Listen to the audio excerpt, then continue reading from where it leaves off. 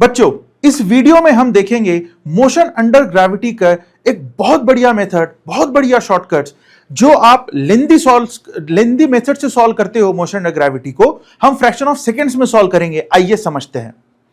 आपको एक बॉल दिया है, इसको बिल्डिंग की हाइट से आपने अपवर्ड थ्रो किया 30 मीटर पर सेकंड से। ये पहले ऊपर गया है, इसके बाद ये ग्राउंड पे आके टच हुआ है। यही हमको क्वेश्चन में बोला है, a ball is thrown vertically upwards from building with 30 meter per second. The ball misses the corner on the way down. नीचे जाते हुए इसने कॉर्नर को मिस कर दिया, मतलब वो जाके ग्राउंड के ऊपर टच कर रहा है। ये हमको इंफॉर्मेशन दी है। हमसे क्या पूछा है, 2 सेकंड और 4 सेकंड ऑफ द थ्रो पे पोजीशन और वेलोसिटी हमको दोनों भी बताना है। हम कैसे सॉल्व करेंगे? देखो, अगर आपको अपवर्ड 30 मीटर पर सेकंड दिया है तो acceleration due to gravity is acting vertically downwards always, that is 10 metre per second square. उसकी वैल्यू हम नॉर्मली अज्यूम करते हैं। तब हम ये समझेंगे कि अगर 30 मीटर पर सेकंड से ऊपर एक वेलोसिटी है, acceleration due to gravity 10 metre per second square से डाउनवर्ड है, इसका मीनिंग है कि acceleration due to gravity velocity को 10 मीटर पर सेकंड कम कर देगा हर सेकंड में। तो यहां से जो आपका 1 सेकंड पास होगा, ये t is equal to 1 second पे आपकी जो वेलोसिटी आनी है वो बन जाएगी 20 metre per second in upward direction. Acceleration due to gravity फिर एक्ट कर रहा है, 1 सेकंड के अंदर फिर से 10 मीटर पर सेकंड खा लेगा। यहां पे आपकी वैल्यू 20 थी, आप 1 सेकंड ट्रैवल करोगे, आपकी वेलोसिटी हो गई है 10 metre per second in upward direction. यहां पे लिख देते हैं t इज इक्वल टू 1, यहां पे लिख देते हैं t is equal to 2 second. अब आपके पास वेलोसिटी अपवर्ड डायरेक्शन में 10 मीटर पर सेकंड है, acceleration due to gravity is acting vertically downwards, वो फिर से 1 सेकंड में 10 मीटर पर सेकंड खा लेगा। अब आपके पास वेलोसिटी बच गई 0। जब भी आपकी वेलोसिटी 0 हो जाती है तब आप मैक्सिमम हाइट पे पहुंच चुके हो, ये हम पहले ही समझ चुके हैं।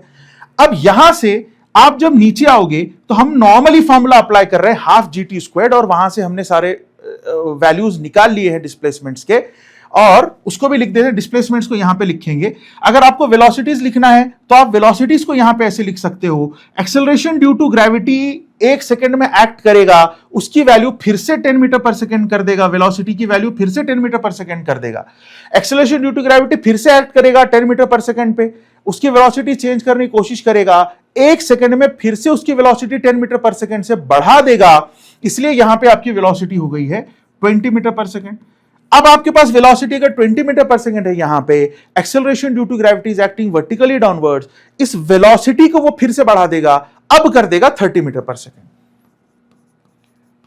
और हमारे प्रीवियस नॉलेज से हमको थोड़ा थोड़ा सा ये पता है कि वर्टिकल मोशन में, वर्टिकली अपवर्ड्स मोशन में और वर्टिकली डाउनवर्ड मोशन में सिमेट्री है। इसीलिए हम देख लो, किसी भी पॉइंट के ऊपर आपको मैग्नीट्यूड ऑफ वेलोसिटी सेम मिलेगा, डायरेक्शन ऑफ वेलोसिटी रिवर्स रहेगा, अपोजिट रहेगा।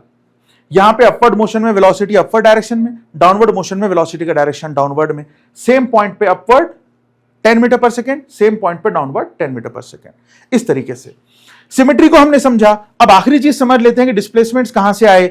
डिस्प्लेसमेंट्स अगर आप देख लो, आपको यहां पे मिलेगा 5 मीटर, और अगले सेकंड में मिलेगा 15 मीटर, उसके अगले सेकंड में मिलेगा 25 मीटर। यह आपको याद ही रखना है। जब आपका डाउनवर्ड मोशन स्टार्ट होता है v इक्वल टू 0 से, अगर आप देखते हो तो ये ऐसे आएगा। अगर आप Galileo's law of odd number से भी देखते हो तब भी आपको 1:3:5 के रेशियो में भी मिल जाएगा।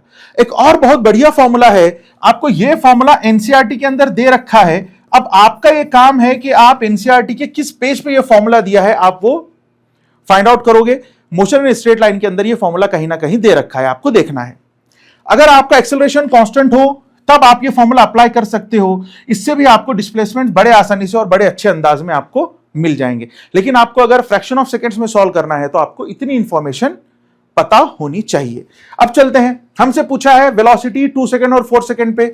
ये 2 सेकंड पे वेलोसिटी यहां पे है, यहां पे आपके हो चुके थे 3 सेकंड, यहां पे आपके 4 सेकंड, मतलब 2 सेकंड और 4 सेकंड पे आपका magnitude of velocity 10 metre per second रहेगा। आपने आंसर कर दिया। अगला पोजीशन आपसे पूछा है, जो आपका जहां से आपने मोशन स्टार्ट किया था वहां से पोजीशन पूछा है। यह है 25 और यह है 15। 25 प्लस 15 आपका आ गया है 40 मीटर आंसर पहले का पोजीशन का। अगर आपको फॉर्मूला से कैलकुलेट करना है तो आप यहां पे देखो, इनिशियली आपने 30 मीटर पर सेकंड से स्टार्ट किया और 2 सेकंड बाद आप जाकर रुके 10 मीटर पर सेकंड पे, यह है 10 metre per second. Divided by 2 multiply by आपका टाइम पास हुआ है 2 सेकेंड का, आपने यहां पे मल्टीप्लाई कर दिया 2 से, 2 के साथ 2 कैंसिल हो गया, आपका फिर से आंसर आया 40 मीटर। यह आपका पहले क्वेश्चन का आंसर। सेकेंड क्वेश्चन में आपको यह बोला है कि मैक्सिमम हाइट रीच पता करना है और time eight which it reaches. Time तो हमें पहले ही पता कर लिया कि यहां से यहां तक 3 सेकेंड्स में जा रहा है, फाइन। आपसे पूछा है मैक्सिमम हाइट, या तो आप फिर से इसका फॉर्मूला लगा दो, या तो आप यहां पे ये सभी का एडिशन कर दो। 25 plus 15 40, 40 plus 5 is 45 metre, your answer.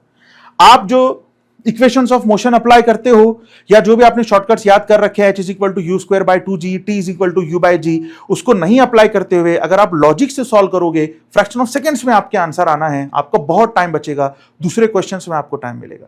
इसी तरीके के ट्रिक्स हम आपके लिए लेकर आते रहेंगे। मिलते हैं अगले वीडियो में।